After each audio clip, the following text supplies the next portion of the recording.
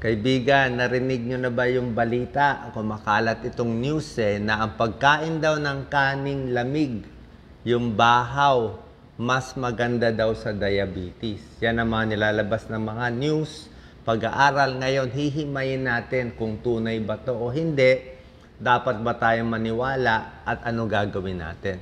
Siyempre ako, bilang internist and cardiologist, pag meron tayong nakikitang ganitong balita, tingnan natin. Maganda ba yung pag-aaral? Tunay ba? Wala bang side effects? Wala bang problema pag puro kanin lamig ang kakainin mo? Baka sumakit ang tiyan mo, malamig to, di ba? Kung puro tutong ang gusto natin, yan, no? So, maganda ba sa diabetes? May danger ba pag hinayaan mo matagal? Baka magkaroon ng mga bakterya? Tingnan natin. Bukod sa kaning lamig, itong pag-aaral, ni-research ko, pwede rin pala to sa pinalamig na pasta or spaghetti.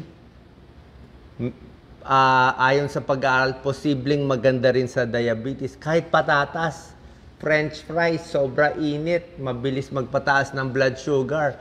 Pero pag ginawa mong potato salad na malamig, mas mabagal ang taas ng blood sugar. Tunay ba? Actually, medyo tunay.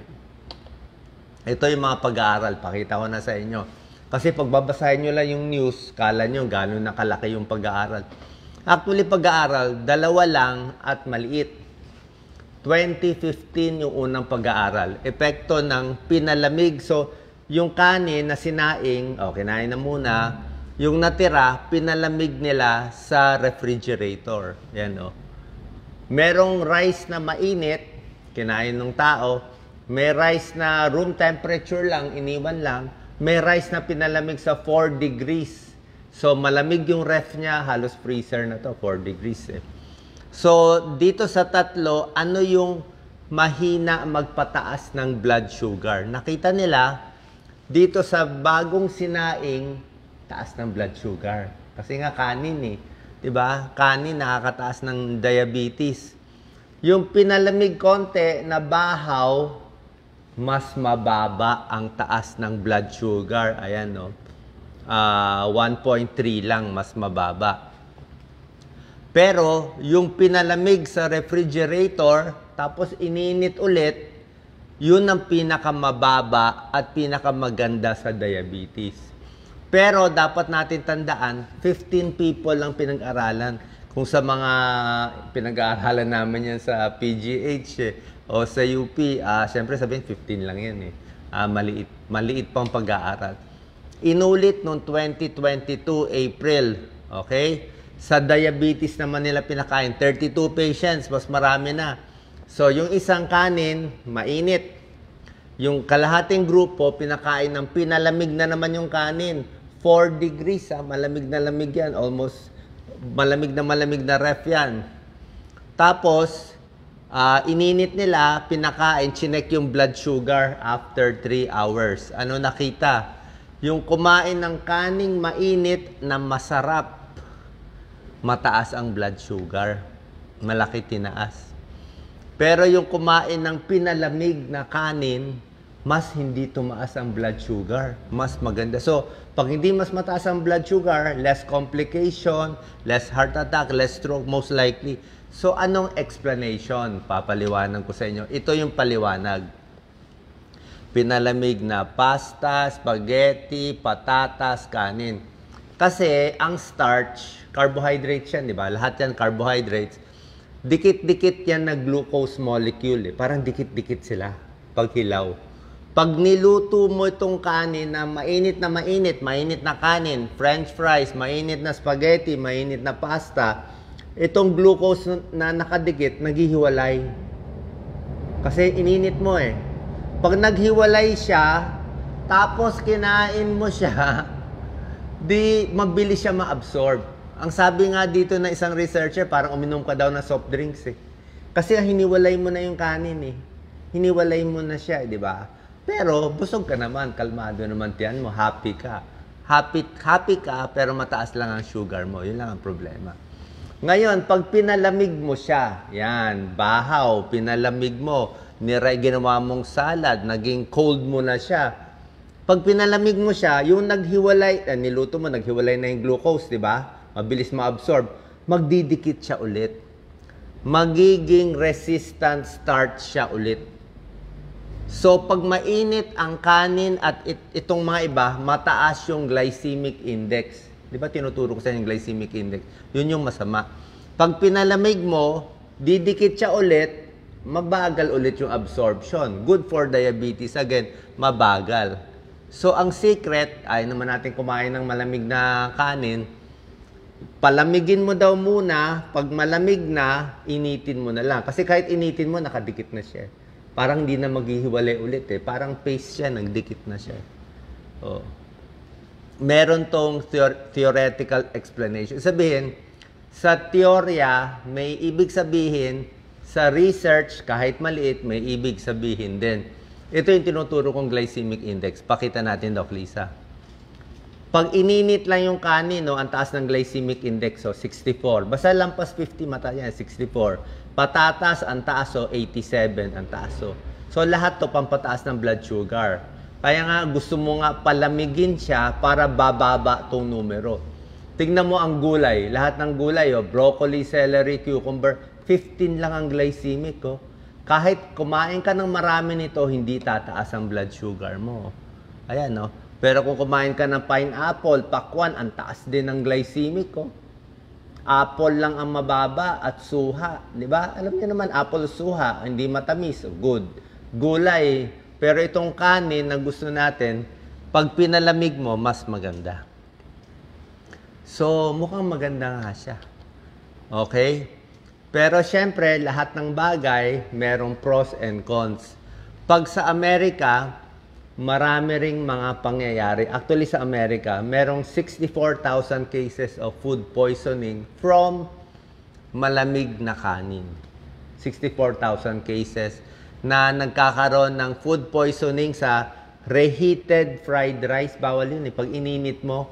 Kasi nga, ang payo sa atin, pag yung kanin, iniwan mo sa hapagkainan ng lampas 2 hours, mainit pa sa Pilipinas, tutubo na itong mga bakteryang to. Deadly to Bacillus cereus. Okay, di ba misa kumain tayo ng lumang pagkain na iniinit natin tapos magtatai tayo. Ang problema dito, ang risk for cold rice, sa Amerika to, Bacillus cereus, pero palay ko meron din yan dito. Kahit lutuin mo siya, spore siya. Kahit lutuin mo yung kanin, gawin mo pang sinangag, hindi siya namamatay. Ito, it survives cooking pag tumubo na siya. So, yan lang ang problema natin. Pag mahina immune system mo, matanda, senior, sobrang bata, buntis, may ibang mga sakit, pag tinamaan ito, delikado, baka matsambahan kayo. Kaya ano papayo ko sa'yo? Hot rice o cold rice? Pag hot rice, konti na lang ang kainin mo. Kung wala naman diabetes. Kung wala kang diabetes, konti na lang. Half cup lang. Like kanina, half cup lang kinain ko. Diba? Tapos nilalagay ko na lahat. Pag pinalamig, initin mo konti, okay din. Pero siguraduhin mo, ligtas. Diba? Siguraduhin mo, ligtas. Diba? Lagay nyo na lang sa ref. After 2 hours, dapat nasa ref. Initin mo na lang ulit. Mas better pa, di ba? So, pwede rin to sa pasta. Pwede rin sa spaghetti. Pwede rin sa patatas. Actually, pwede rin daw sa bread. Sa bread, yung bagong mainit na, di ba, sarap ng hot pandesal. Oo, hot pandesal, sobra sarap. Mataas pala yun. Mabilis magpataas ng blood sugar. Pag pinalamig mo, pangit na nga. Kaya lang, a little better. Ayan, may isang pag-aaral pa to. Pinalamig yung pasta, mas hindi tumaas ang blood sugar. Maraming pag-aaral siya. Yan. Kaya ang recommendation nila, imbis na hot pasta spaghetti, palamigin muna bago initin. Kung diabetic. Kung patatas na french fries, palamigin, initin. Di ba nga, pag pinalamig mo yung french fries, ang tigas na, di ba? Pangit na ng lasa Kaya lang, pangit na nga lasa nito. Kahit sa saging wag overripe, medyo hilaw daw gusto nila. Sa tinapay, i-freeze mo daw muna yung tinapay para magdikit-dikit yung mga glucose bago kainin mo. Pangit nga lasa, pero dahan-dahan yung absorb nung Ano, effect of cold carbohydrates tulad ng rice, pasta sa blood glucose level. Paano tayo kakain ng safe na cold rice o bahaw na hindi tayo tatamaan nitong bacteria? Pag naluto na within 2 hours, ilagay mo daw sa container yung kanin, ilagay mo na sa ref. Okay? Paglagay mo sa ref, wag mo daw ipatong-patong kasi baka maiwan na mainit pa. Kailangan may space para malamigan ng refrigerator. 2 hours lang daw dapat, kundi baka magtubo na yung mga bacteria. Dapat malamig daw yung ref. Gusto nga niya 5 degrees, 4 degrees. Gaano katagal pwede i-ref? 4 days lang daw, 3 to 4 days. Pag sumobra na, delikado na rin. Okay? So, hot rice or bahaw, nasa sa inyo. Pero kung ako tatanungin nyo, siguro hot rice na lang ako. Mas takot ako sa bacteria eh. Oh. Pero kung may naiwan na kanin na malamig, okay lang naman. Si Doc Lisa gusto ng bahaw. Pero ito nga, oh, ito yung bacillus na kinakatakot natin. Yan, oh. 64,000 tinatamaan sa US. Oh. Rice, meat, vegetables, tinatamaan. Ganito itsura niya. Oh. At meron talagang epekto sa tiyan. Sana po nakalinaw itong video natin. Add ko na rin, kung interested kayo, ano pa ibang pagkain, hindi naman pwede puro bahaw ang kakainin. Ito ang mababang glycemic index. So, alam nyo na yan. Eh. Pakita ko lang sa inyo. Oh, ito spinach. Ayan, oh. Okra, di ba? Okra sa diabetes, syempre, ampalaya. Ito talaga pampababa yan ng blood sugar. Oh, yan na lang. Haluan mo ng bahaw, di ba? Ito, pampababa yan. Cauliflower. Ito, pampababa. Carrot, 15 glycemics. Apple, di ba? Tinuro ko sa inyo. Apple, suha. Orange, pwede na. Pwede na. Medyo medium, konti-konti. Ito, suha, pwede rin. Ha? Huwag lang marami ang suha. Konti lang. Kasi pag uminom kayo ng gamot sa mga sakit, minsan may epekto ang suha. Eh. Strawberry, yan. Huwag mo lang lagyan ng matatamis masyado.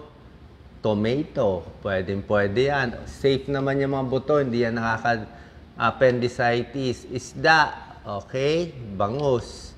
Chicken breast lang, pwede yan. Bread, wheat bread, pero pag pinalamig, mas maganda.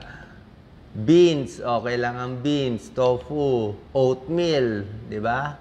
Yan ang mga gusto natin, green tea. Yan ang mga good. Yung mga good lang papakita ko. Apple cider, suka.